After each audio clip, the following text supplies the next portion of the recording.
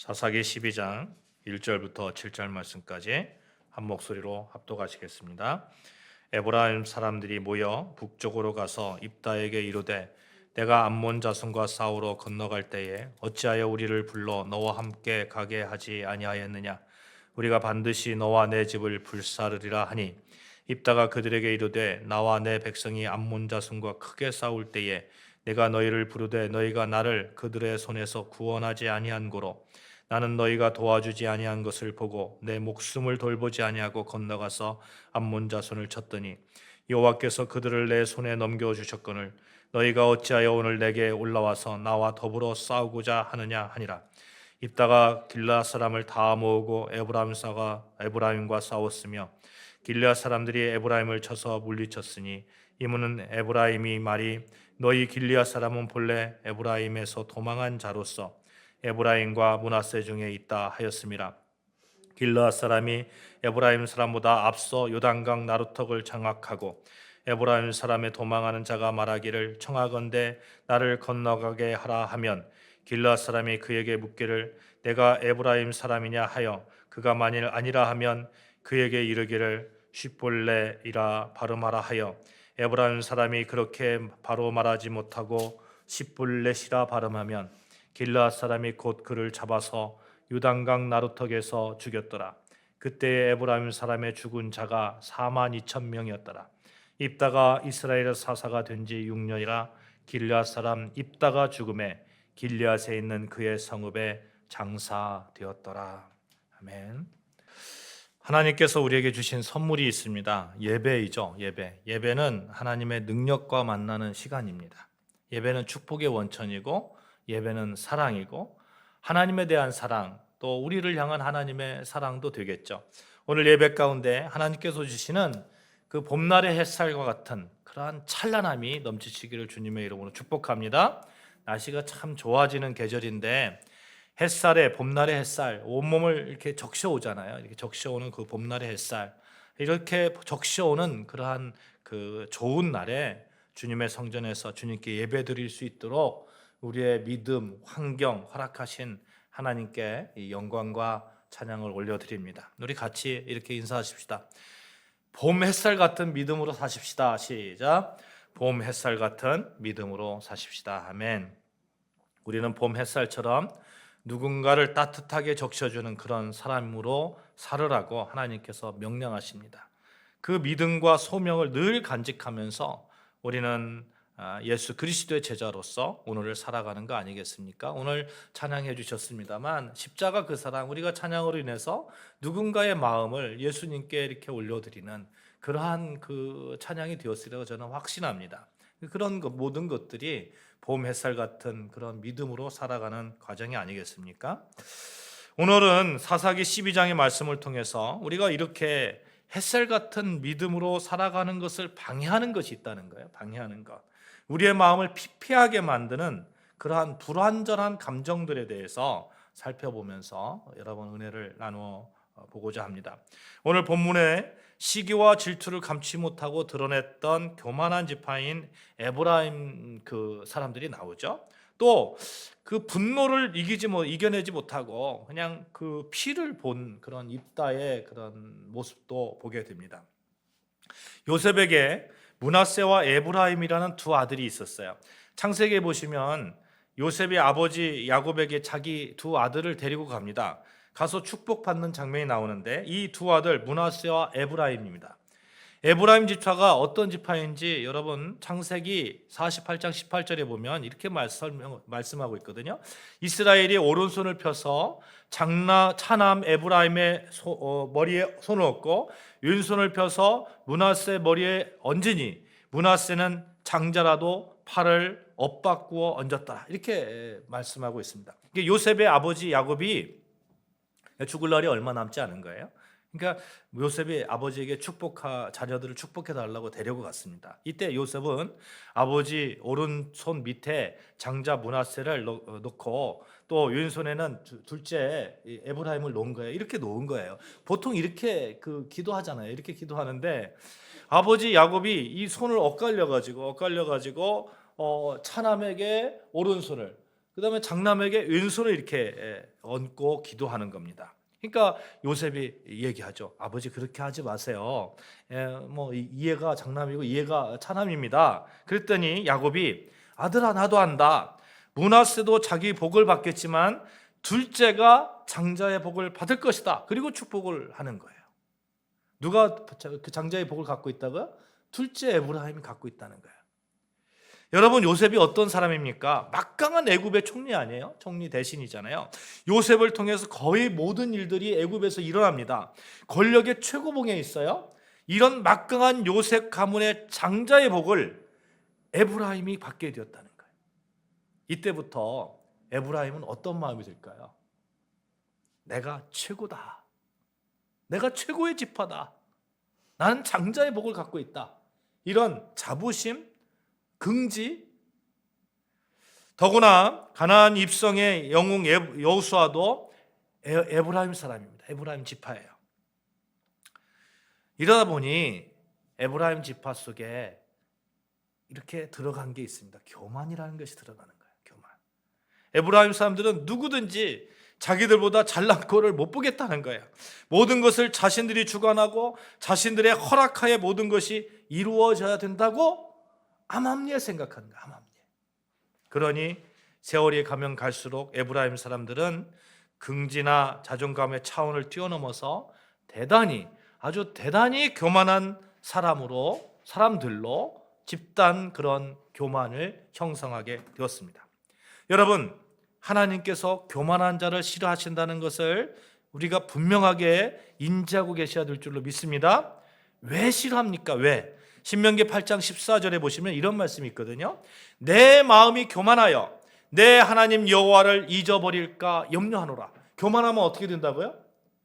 여호와를 잊어버린다는 거예요. 여호와를. 교만하면 여호와를 잊어버립니다. 그래서 어떤 사람이 복이 있느냐?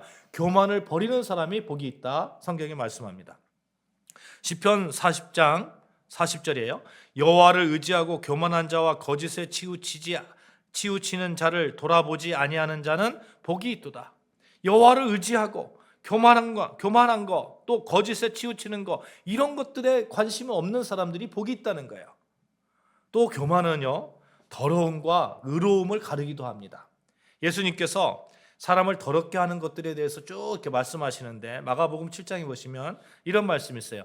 속에서 곧 사람의 마음에서 나오는 것은 악한 생각 곧 음란과 도둑질과 살인과 간음과 탐욕과 악독과 속임과 음탕과 질투와 비방과 교만과 우매함이니 이 모든 악이 거의 다 속에서 나와서 사람을 더럽게 하느니라. 교만이 어떻게 한다고요? 사람을 더럽게 한다고요. 더럽게 할 뿐만 아니라 하나님을 잊어버리게 한다고요. 그러니까 복이 없는 거예요. 하나님을 잊어버리니까 자기가 최고인 줄 알고. 사랑하는 여러분, 우리가 늘 경계하는 것 그중에 교만이 선두에 있음을 늘 기억하시기를 바랍니다. 하나님을 잊게 한다는 이것처럼 큰 문제가 어디가 있어요? 우리를 더럽게 하는 거 이것처럼 문제가 되는 게 어디가 있습니까? 복에서 떠나가게 한다는 거. 지금 에브라임 지파는 이 교만의 문제에 걸려버렸습니다. 12장 1절 다시 같이 봉독합니다. 시작. 에브라임 사람들이 모여 북쪽으로 가서 입다에게 이르되 내가 암몬 자손과 싸우러 건너갈 때에 어찌하여 우리를 불러 너와 함께 가게 하지 아니하였느냐? 우리가 반드시 너와 내 집을 불사르리라 하니. 어디서 많이 본 내용 같지 않아요? 사실 에브라임 사람들 이 말을 우리가 기억하잖아요. 기드온이 미디안 사람들과 싸웠을 때에 도와주지 않냐고 그와 이와 똑같은 시비를 이 에브라임 사람들이 했잖아요. 그렇죠? 8장 1절에 에브라임 사람들이 기드온에게 이르되 내가 미디안 싸우러 갈 때에 우리를 부르지 아니하였으니 우리를 이같이 대접함이 어찌 됨이냐 하고 그와 크게 다투는지라. 우리를 이와 같이 대접함이 어떤 이 마음이 있는 거예요. 이 마음이 나를 왜 이렇게 대접하는 거야? 이 사람들 참 웃깁니다. 싸울 때는 승리가 이렇게 어떻게 될지 모르잖아요. 그러니까 좀 이렇게 살짝 보는 거예요. 봤다가 승리하고 나면 꼭 나타나서 자기와 상의하지 않았다고 난리를 피우는 거예요. 물론 그 불평이 처음에 전체 다 그랬겠어요? 소수의 몇몇 사람들이 이렇게 그래도 되는 거야? 뭐 우리한테 상의 안 해도 되는 거야? 자기들끼리 갔는데 이런 말을 했겠죠. 이 사람들이 이것이 불씨가 되어서 우리가 누군데 하는 그런 집단 교만을 자극하는 겁니다.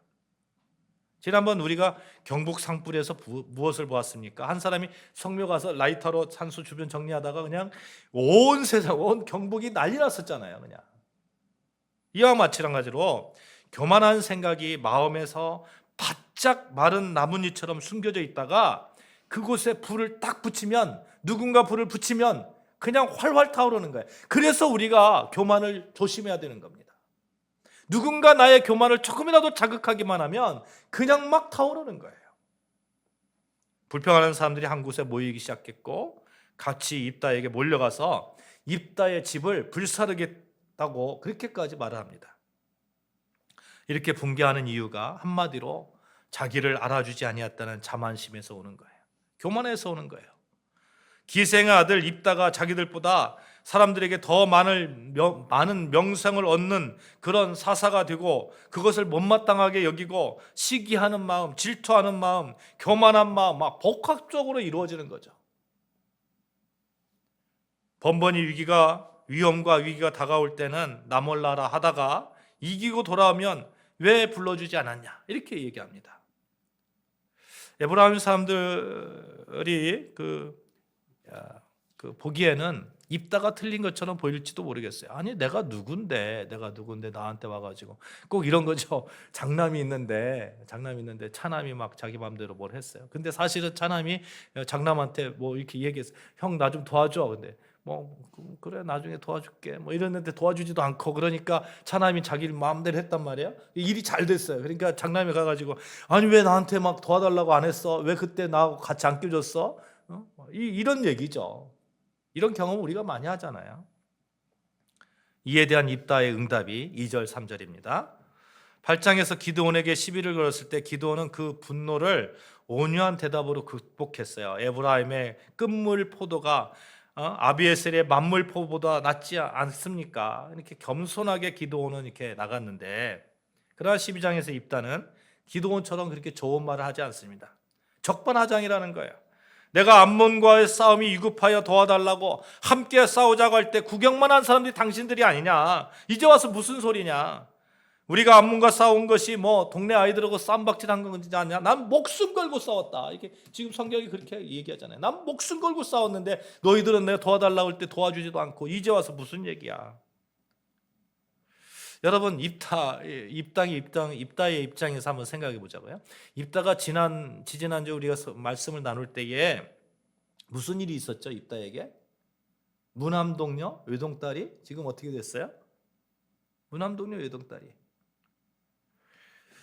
하나님에 대한 서원을 함으로 인해서 그걸 뭐 지켜나갔잖아요. 그 서원 하나님께 바쳐야 됐습니다. 그런데 이런 입다에게 시비를 거니까 얼마나 억울하겠어요. 3절 말씀에 내 목숨을 돌보지 아니하고 죽기 살기로 싸웠고 또 딸까지 잃어버렸는데 그 고통, 창자가 끊어지는 그 고통과 울분이 아직 남아있는데 누가 와서 시비를 거는 거예요. 에브라임 사람들이 와가지고 시비를 거는 거예요. 입다와 길리앗이 암몬과 목숨 건 싸움할 때 웅크리고 구경만 하다가 뒤늦게 나타나서 불평하고 비난하고 이러면 얼마나 막 열받겠어요. 그렇죠? 여러분 이러한 일들이 우리 사회생활에서 교회 생활에서도 얼마든지 많이 볼 수 있습니다. 어떤 사람이 주어진 사명을 감당하기 위해서 열심히 일을 해요. 일을 하다 보면 쉴 수도 있고 좀 소외되는 그런 사람도 있습니다. 그때마다 고개를 내밀고 이것은 좋은데 이것은 잘못됐는데 자기는 소외되었다고 이런 말들을 하는 경우가 우리가 많이 보게 됩니다. 열심히 한 사람 입장에서는 얼마나 분통이 터질까요? 일을 할 때는 하나도 도와주지 않다가 일이 잘못되니까 와서 뭐라고 하고 일이 잘 돼도 와서 뭐라고 하고, 지금 불난 집에 붙이려던 에브라임이 이제는 기름통을 들이붓는 말을 4절에서 합니다. 4절 한번 볼까요? 하반절에 너희 길리앗 사람은 시작. 너희 길리앗 사람은 본래 에브라임에서 도망한 자로서 에브라임과 므낫세 중에 있다 하였음이라. 너희들은 원래 에브라임과 므낫세에서 도망친 자들이라는 거예요. 도망친 자다. 이 말은 길리앗 사람들에게 굉장히 부당하고 몹시 모욕적인 언사입니다. 길리앗은 에브라임 지파에서 떨어져 나가거나 도망친 무리가 아니라 므낫세 지파의 한 부파인 마길의 아들 길리앗의 후손이기 때문에 그렇습니다. 민수기 26장 29절 제가 봉독해 드리겠어요. 므낫세의 자손 중 마길에게서 난 자손은 마길 족속이라. 마길이 길리앗을 낳았고 길리앗에서 난 자손은 길리앗 족속이라. 따라서 길리앗은 분명히 야곱의 그 지파 중에 이루어진 이스라엘 공동체 안에 속한 족속인데, 에브라임 사람들이 길리앗이 자기 지파에서 도망쳐 나감으로써 이스라엘과 마치 관계없는 듯이 독자적인 어떤 공동체를 만들었다고 이렇게 비난하고 있는 거예요. 이 비난은 단순히 비겁한 도망자라는 의미뿐만 아니라 길리앗 족속의 어떤 정통성 자체를 짓밟는 것이고, 여러분, 도망갔다는 얘기는, 떠나갔다는 얘기는 한마디로 이스라엘 백성의 반열에서, 하나님의 백성의 반열에서 제외시키는, 잘못하면 제외되는 그런 결론까지 나가게 되는 것이죠. 어처구니 없는 거예요. 그런데 이런 말을 에브라임이 왜 했을까요? 아마도 입다의 상처를 드러내는 것일 거예요. 입다가 어떤 사람입니까? 입다가 기생의 아들로 형제들에게 쫓겨난 사람이잖아요. 형제들을 피해서 멀리 도망갔던 사람이잖아요. 그러니까 거기에다가 살짝 더 건드는 거예요. 이렇게 살짝 스크래치를 더 하는 거예요. 니네들이 원래 도망한 사람들이잖아. 입다 자신으로 보면 자기도 옛날에 도망 다녔던 기생의 자식으로 도망 다녔었는데 거기에다가 또 이렇게 건드는 거죠. 그러니까 입다가 그래, 한번 붙어보자 이렇게 얘기하는 거죠. 에브라임의 교만과 입다의 상처가 충돌합니다. 에브라임의 질투와 입다의 위기관이 부딪힙니다.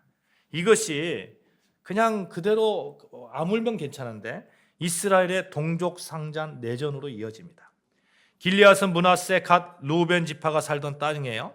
에브라임과 므낫세는 요셉의 두 아들 지파인데 기드온 때 한 번, 지금 입다 때 또 한 번 이어 두 번씩이나 형제 지파가 이렇게 부딪히는 거예요. 이때 입다가 고민을 합니다.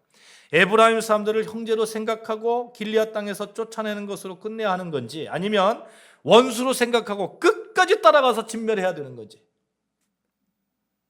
전쟁이 입다의 일방적인 승리였어요. 입다는 결론을 이렇게 내립니다. 에브라임은 원칙적으로 내 형제야. 내 형제인데, 그런데 요단강을 건너온 사람들은 하나님이 정해주신 경계를 넘어온 자들이니까, 그들은 형제를 지배하겠다고 과욕을 부린 자들이니까 그들을 내가 진멸해도 되는 거야. 죽여도 되는 거야.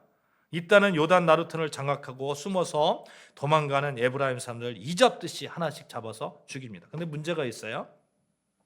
암몬과 싸울 때는 서로 언어도 다르고 이렇게 다르잖아요. 뭔가 표시가 나잖아요. 근데 지금은 아군과 적군을 쉽게 구별할 수가 없는 겁니다. 에브라임 사람들 생긴 거 또 말하는 거 다 똑같아요. 복장도 조금 위장하면 요단강 오고 가는 다른 지파들 백성도 구별이 되지 않습니다. 그때 참모 병사 한 명이 그냥 기가 막힌 구별법을 얘기하는 거죠. 같은 미정이지만 오랫동안 서로 떨어져 가까운 이방인들과 섞여 살아서 동족 간에 교류가 부족하다 보니까 이 사투리가 생기는 거예요. 경상도, 전라도 사투리 있잖아요. 제가 이 사투리를 하면 어딘지 한번 맞춰보세요. 의사. 나는 병원에 갔는데 의사와 함께. 전라도 사투리예요. 전라도. 의사 아닙니까? 의사인데 의사 이렇게 말하거든요. 경상도에서 대표적인 게 갱제가 이런 얘기를 하잖아요. 이게 어떤 사람은 쌀 이런 발음을 못하는 경우도 보게 됩니다. 에브라임 사람들이 이런 경험이 안 되면 쌀 해봐 그러면 싸움 해봐, 그들은 살, 사움 이렇게 발음하는 거죠. 입다가 에브라임 사람들이 쉬라는 발음이 안 되는 걸 알았어요. 쉬라는. 그래서 요단강 나루터에서 이렇게 누가 이렇게 건너가면 야 일로 와봐. 한번 쉬볼래 해봐. 쉬볼래. 그러면 쉬볼래 하는 게 시볼래 이렇게 발음하는 거예요. 시볼래. 그렇게 잡아 죽인 에브라임 사람들이 무려 42,000명이에요. 42,000명. 기드온이 미디안 연합군과 싸우기 위해서 각 지파를 통해서 모집한 군인이 몇 명이었어요? 32,000명이에요. 32,000명. 근데 42,000명을 그냥 냅다 죽여버리는 거예요. 여러분 여상 기억을 보면서 입다가 정말 이따 승리했다, 잘했다 이렇게 보면 안 되는 거예요. 지금 이스라엘 백성들, 하나님의 백성들을 자기의 상처를 건드렸다고 42,000명을 그냥 싹 죽여버리는 겁니다. 그러니 이 싸움 과정에서 하나님의 임재가 한 번도 안 나타나는 거예요. 하나님 얼마나 가슴을 치면서 통곡하셨겠어요. 얼마나 마음이 아프셨을까요? 이스라엘은 12지파로 나누어져 있지만 모두가 하나님의 백성, 한 가족, 한 배를 탄 사람들입니다. 누군가 위기에 부딪히며 함께 가서 도와줘야 되는데, 누군가 하나님의 도움으로 멋진 승리를 이룬 지파가 있으면 기뻐해야 되는데, 기뻐하기는커녕 가서 이렇게 막 시비 걸고, 네가 왜 그랬어? 왜 나 안 껴줬어? 그러고 안 껴줬다고 막 자기를 자극하니까 너희들 그럼 한번 죽어봐라 하면서 42,000명을 그냥. 사랑하는 여러분,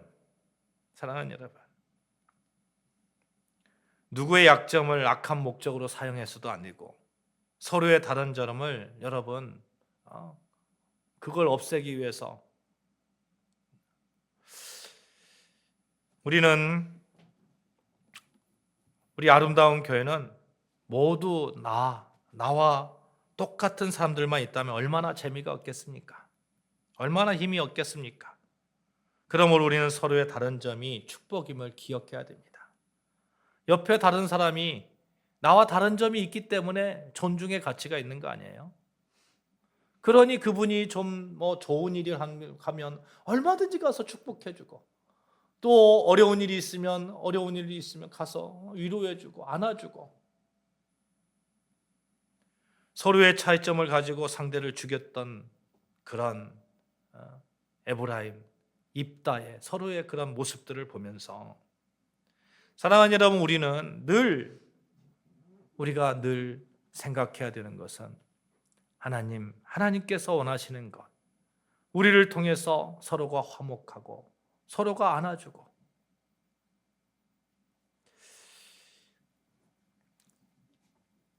요즘 보면 지역 간에 또 남북으로, 동서로, 좌우로 너무 많이 갈라져 있는 것을 보게 됩니다. 정치적인 차이가 있을 수 있습니다. 그런데 지금의 한국 정치는 어떻습니까? 죽기 살기입니다. 저쪽을 죽이지 않으면 내가 죽습니다. 이런 극한의 대립은 이 시대에 우리가 반드시 우리 아름다운 교회부터 끊어내야 될 줄로 믿습니다. 그것을 위해서 우리가 기도해야 될 줄로 믿습니다. 입다에게 암몬보다 더 무서운 대적은 동족 에브라임이 아니라 바로 복수심에 가득 찼던 입다 자신입니다. 이 같은 입다가 바로 평소에 사람들에게 이해심이 많은 사람이라고 칭찬받던 우리 자신의 내면에 숨어있는 자아상임을 이 시간 우리가 발견해야 돼요. 우리도 어느 순간에 누군가 나에게 내 마음을 스크래치를 그렇게 하는 그런 행동을 할 때는 내 마음속에 있던 분노, 내 마음속에 있던 상처가 튀어나와서 얼마든지 우리도 입다와 같은 입장에서 그렇게 싸움의 현장에 있을 수 있습니다. 우리도 에브라임 지파와 같이 누군가 잘되고 누군가 이렇게 잘 나가는 것을 볼 때에 왜 나를 안 끼워줘? 불평불만할 수 있고, 그런 교만이 숨어 있습니다. 여러분, 우리 각자가 발견해 나간 것, 그건 그 교만, 복수심, 상처들, 질투, 시기심, 이 시간 십자가에 못 박아 버리시기를 주님의 이름으로 축복합니다. 입다는 진정한 이스라엘 구원자가 될 수 없는 평범한 한 인간에 불과한 사람이었습니다. 그동안 입다는 누구에게도 관용하였던 사람이었으나 자기가 상처를 당하게 되자 결국 더 큰 상처를 상대방에 그대로 갚는 부패한 인간성을 그대로 보여주고 있는 거예요. 이 같은 동족 상잔이 후일에 이스라엘을 남북으로 갈라놓는 깊은 상처가 되었습니다. 사랑하는 여러분, 오늘 우리는 질투심에 가득 차서 불평하는 에브라임과 자신의 상처 때문에 동족을 학살했던 입다를 살펴보았습니다. 어제나 오늘이나 불평꾼들의 가장 큰 문제는 불평과 질투가 얼마나 큰 죄를 낳게 하는지, 그 원인을 낳게 하는지 모른다는 거예요. 정반대로 자기가 지금 옳은 소리를 하고 교회와 국가의 발전을 위해서 하는 소리라고 착각합니다. 다른 사람은 그것을 다 이해하고 넘어가는데 유독 내 눈에만 사사건건 부정적이고 잘못된 것으로 보인다고 하는 것이 꼭 좋은 것만은 아니라는 거예요. 선각자일 수도 있지만 비참한 결과를 가져오게 하는 원인을 제공하는 자일 수도 있습니다. 그러니 우리는 늘 겸손하게 하나님께 지혜를 구하고, 하나님, 내가 판단하는 이것이 맞습니까? 기도하면서 나아가는 거 아닙니까? 사랑하는 여러분, 불평하기 잘하고 질투하기 잘하는 사람은 항상 투덜거리며 항상 기분 나쁜 모습으로 살아갈 것입니다. 참으로 불행한 사람이에요. 감사하며 이해하며 살아가는 것도 모자른데 불평하면서 그렇게 살아갈 수 없잖아요. 사람이 여유가 있을 때는 감사하는 마음도 넉넉하고 남을 용서하기도 하지만 시대가 어려울 때 이게 겨울에 체감 온도를 떨어뜨리는 겨울바람과 같이 그런 시기가 사람에게 있잖아요. 그럴 때는 막 이 질투도 더 나오고 시기심도 더 나오고, 왜 그래, 저 사람이 나한테 왜 이렇게 대하지? 이런 막 마음도 생기고, 불평하고 질투하는 부자보다 감사하는 거지가 더 낫다고 합니다. 불평하고 질투하는 많은 일을 하기보다 감사하며 적은 일을 하는 것이 더 낫다고 합니다. 우리 가슴 속에 새겨져 있는 이 내부에서 우리를 황폐하게 만드는 것들, 복수심, 수치심, 질투, 교만, 상처, 이 상처들을 예수 그리스도의 보혈의 능력으로 다 씻어내시기를 주님의 이름으로 축복합니다. 입다가 이스라엘 사사가 된 지 6년이라 길리앗 사람 입다가 죽음에 길리앗 한 성읍에 장사되었더라. 입다가 죽었어요. 그런데 성경에 입다가 사사로 있는 동안에 이스라엘이 태평하였더라. 우리가 사사기를 보면서 그런 구절들을 많이 봤잖아요. 사사가 누구가 있었는데 태평하였더라. 입다가 이스라엘을 구원하였더라. 이런 얘기가 없어요. 길리앗 사람 입다. 지금 에브라임 사람들이 입다에게 뭐라고 상처를 건드렸어요? 길리앗 너희들 도망한 사람이라 이렇게 얘기했잖아요. 그러니까 그 입다가 막 거기에 상처받아서 에브라임 사람들 다 죽였는데 성경에는 뭐라고 정리하면 길르앗 사람 입다 그가 죽음에 길르앗 한 성읍에 장사되었더라. 시사하는 바가 많잖아요. 죽을 때까지 입다는 길르앗 사람이었습니다.